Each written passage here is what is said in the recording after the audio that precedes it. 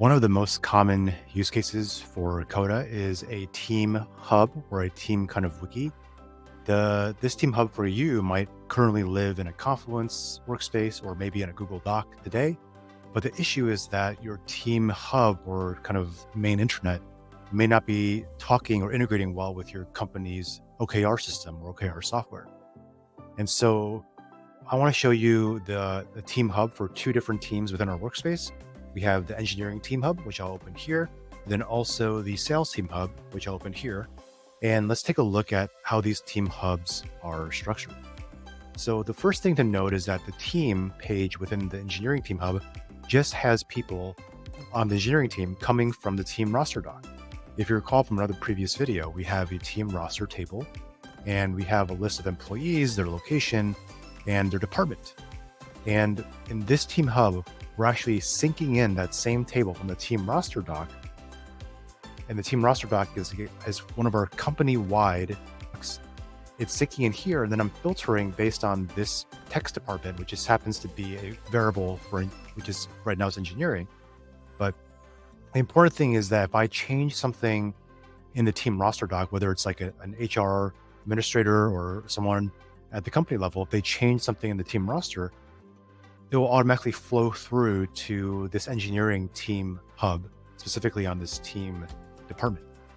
And on terms of the OKRs, the engineering team has also decided to sync in the company objectives, which are here. These three objectives, if you recall from our company OKRs page, we have top-down guidance. These are the three company-wide objectives that all the teams should be driving towards: drive close rates, establish use case for AI, simplify the product. And so the engineering team decided to sync in those values. And if these objectives happen to change for whatever reason at the company level, they'll still show up here. And then also these key results are only filtered to just the engineering team in this doc, because the engineering team doesn't care about anyone else's OKRs. They just care about their OKRs. And so we're able to take all of the OKRs in the company-wide doc, sync them into our engineering team hub, then filter them to just show the ones that matter for us. This shows you how you can push data from one doc into another doc for an OKR use case. For the sales team hub, it's kind of a similar scenario. The team roster, we decided to structure it like this. This is filtered to only show people in the enterprise sales team. And in this case, for their OKRs, they decided to just paste in or embed the entire page from the company OKRs doc. And this page is essentially the key results that matter for the person who's logged in. In this case, I'm Polly, I'm logged in. These are the key results that matter for me. And then whatever team I'm on also shows the team key results here. And these are filtered to just show that team. If I go to the company OKRs doc, you'll see that exact same page in the execution stage right here. It's exact same page, but we're just embedding it inside this sales team hub doc, because the sales team, they just want to see the OKRs that matter for the sales team.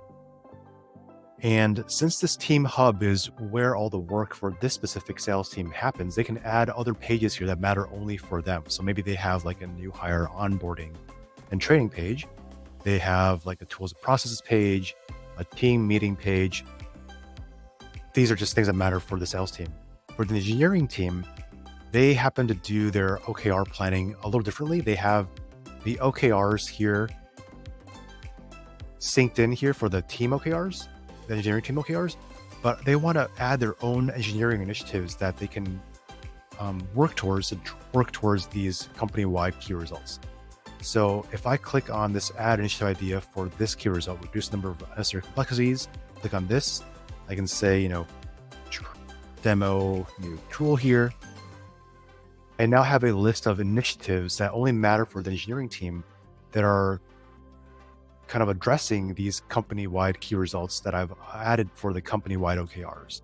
And this is a common exercise we see in Coda where people can do $100 voting, where everyone in the engineering team can go in and say they think this initiative is worth $20, this one's $1, $10, and at the very end, they can see which initiatives rise to the top in terms of the ones that the engineering team should pursue for a given quarter. So in terms of backup at the workspace level, this is why it's important to have a workspace with separate folders for each team, because you can now ensure that that team's work stays kind of within that folder. But at the same time, these docs can contain data from other docs, like we saw with the company OKRs doc. So the key takeaway here is that your team doesn't need to go to the central company-wide OKR doc to provide updates to their OKRs.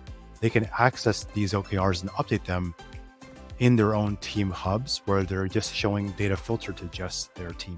Our team can help you create an OKR and strategic planning system in Coda that meets your company's requirements, needs, and most importantly, team culture and processes.